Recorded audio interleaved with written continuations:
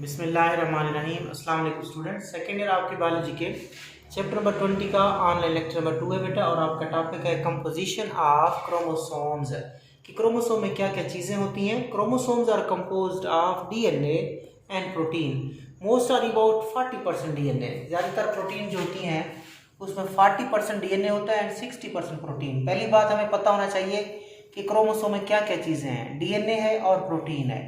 जो डीएनए है वो 40% है और प्रोटीन कितने परसेंट होती है, 60%। इसके अलावा significant amount of RNA is also associated with the chromosome because these are the site of RNA synthesis. क्योंकि ये जो क्रोमोसोम्स होते हैं ये किसकी जगह हैं, आरएनए सिंथेसिस की जगह है। सो कंपोजिशन में आपने कहना है 40% क्या होता है डीएनए, 60% क्या होते हैं प्रोटीन्स, और थोड़ी मिकदार में आरएनए भी। सिग्निफिकेंट बोलते हैं मतलब अच्छी खासी मिकदार में आरएनए भी होता है। क्यों? क्योंकि आरएनए इनसे बनता है। एक अमल होता है, आपको बेटा पता है, ट्रांसक्रिप्शन, ठीक है, जिसमें वो जो क्रोमोसोम का डीएनए है वो आरएनए में तब्दील होता है।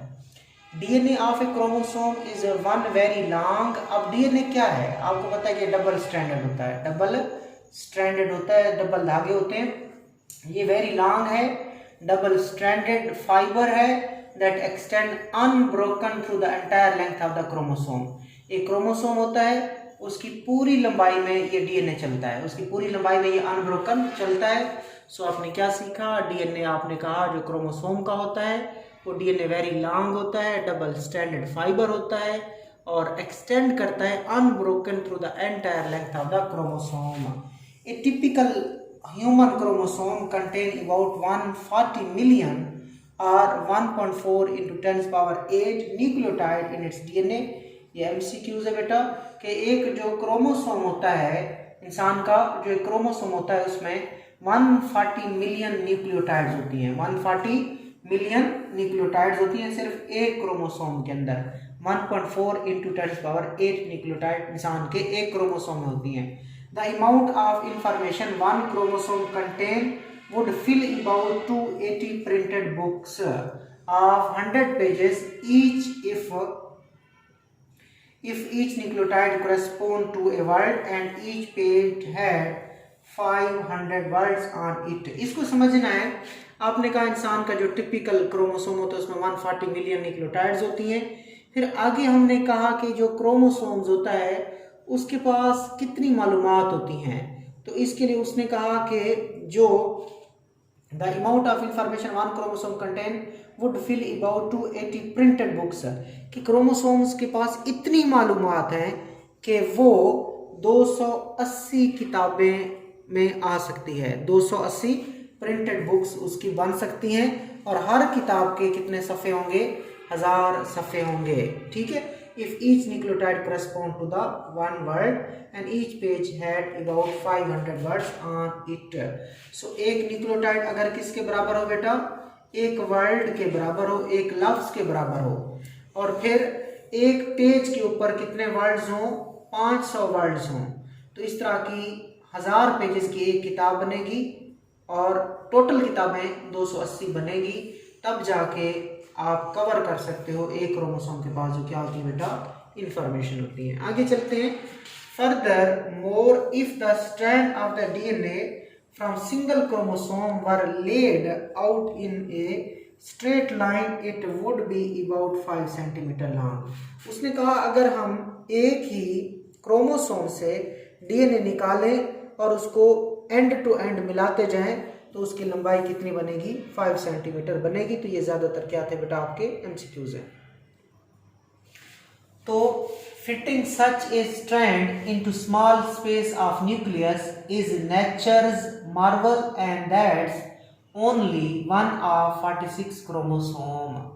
उसने कहा लिहाजा इस स्ट्रैंड को जो कितना है 5 सेंटीमीटर है, उसको छोटी सी स्पेस ऑफ न्यूक्लियस में रखना ये कुदरत का, अल्लाह का माजजा है। And that's only one of 46 chromosome. और ये इंसान के 46 क्रोमोसोम में से एक क्रोमोसोम की बात हो रही है। 46 क्रोमोसोम में से एक क्रोमोसोम की बात हो रही है और इंसान के एक सेल में 46 क्रोमोसोम होते हैं और एक क्रोमोसोम में इतनी मालूमात है। और इंसान के एक सेल में 46 हैं, और इंसान में सेल्स ट्रिलियन सेल्स हैं। फिर उन ट्रिलियन सेल्स में क्रोमोसोम कितने होंगे बेटा, ये आप अंदाज़ा खुद लगा सकते हो। सो लिहाजा इस स्ट्रैंड को न्यूक्लियस की छोटी स्पेस में फिट करना ये नेचर का मार्वल है, माजजा है।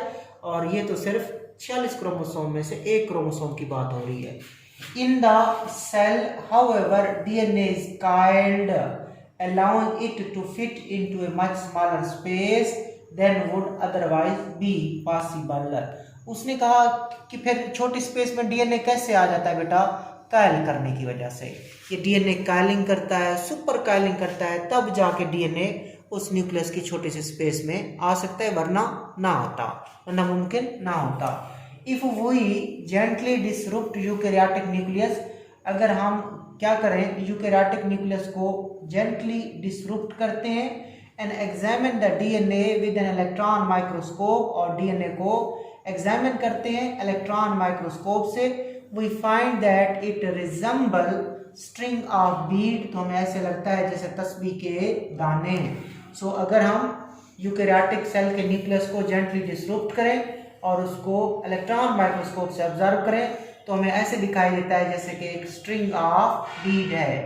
डीएनए कैसा दिखाई देगा, एक स्ट्रिंग ऑफ बीड दिखाई देगा। आगे इंपॉर्टेंट शॉर्ट क्वेश्चन है इस टॉपिक का, what is nucleosome, what is nucleosome. तो यहाँ से स्टार्ट होता है, every 200 nucleotide the DNA duplex is coiled around a core of 8 histone protein forming a complex structure known as nucleosome। ये मैं आपको डायग्राम से समझाता हूँ।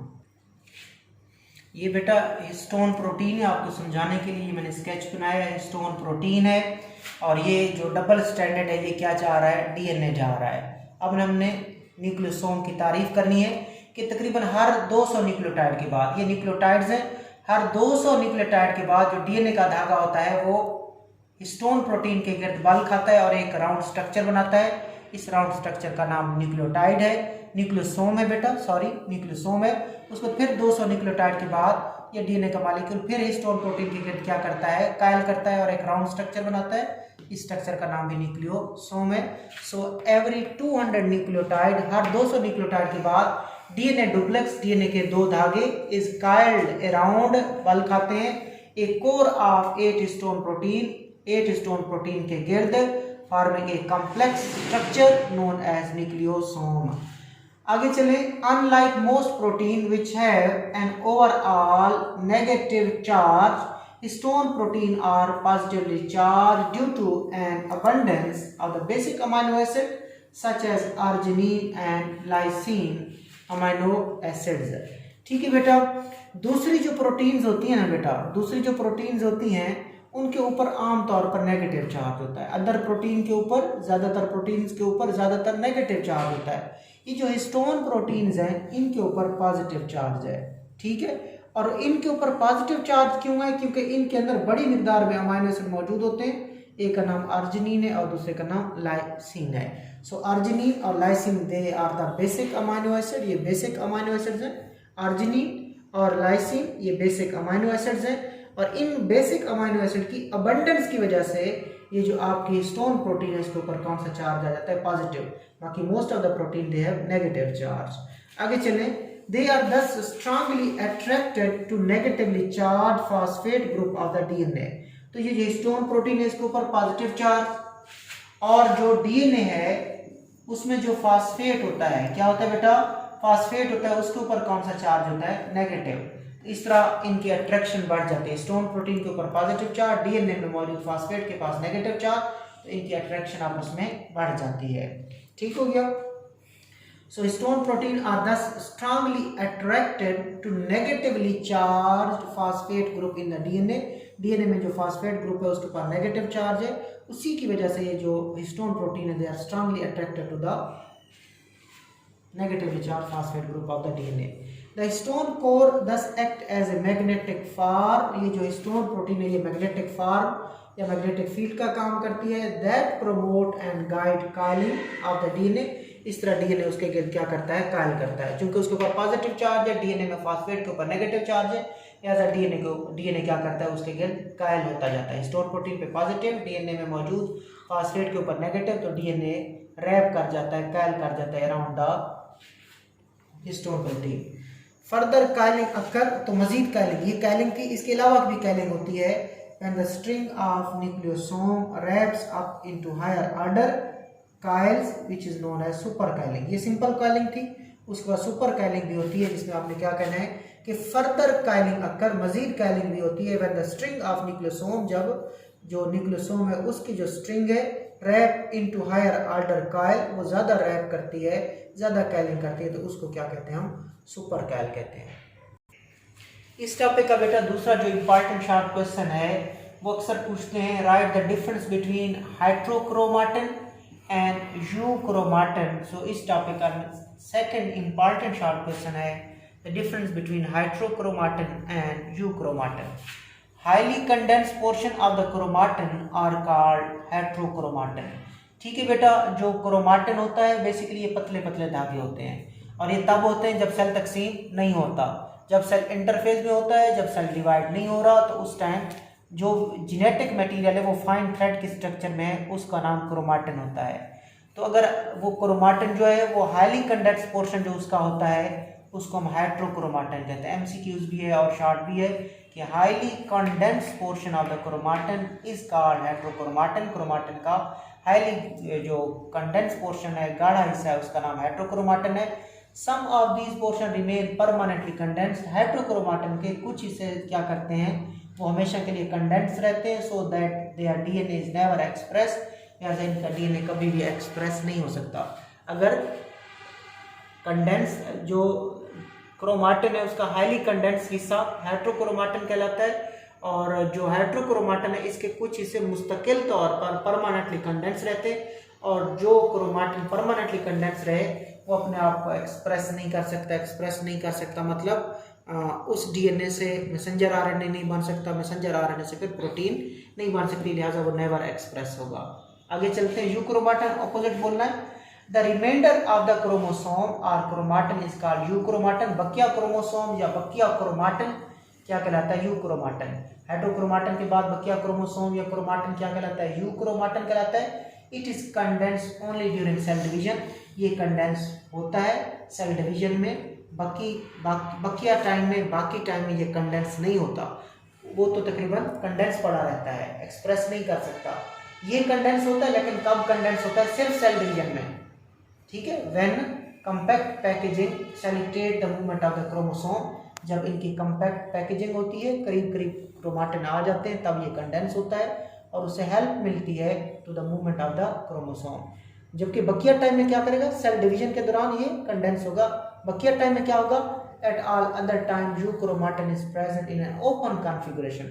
जबकि बकिया टाइम में ये ओपन कॉन्फ़िगरेशन, ओपन शेप में पड़ा होता है, and its genes can be express, और इसकी जीन एक्सप्रेस हो सकती हैं। सो यूक्रोमाटिन की जीन एक्सप्रेस होती है, उसकी जीन एक्सप्रेस नहीं होती। वो हाईली कंडेंस पोर्शन होता है, उसके कुछ हिस्से परमानेंट कंडेंस रहते हैं, जबकि यूक्रोमाटिन जो है वो सिर्फ सेल डिवीजन के दौरान कंडेंस रहता है, जबकि बकिया टाइम में ये ओपन कॉन्फ़िगरेशन की शक्ल में होता है और ये एक्सप्रेस हो सकता है, इसकी जीन एक्सप्रेस हो सकती है।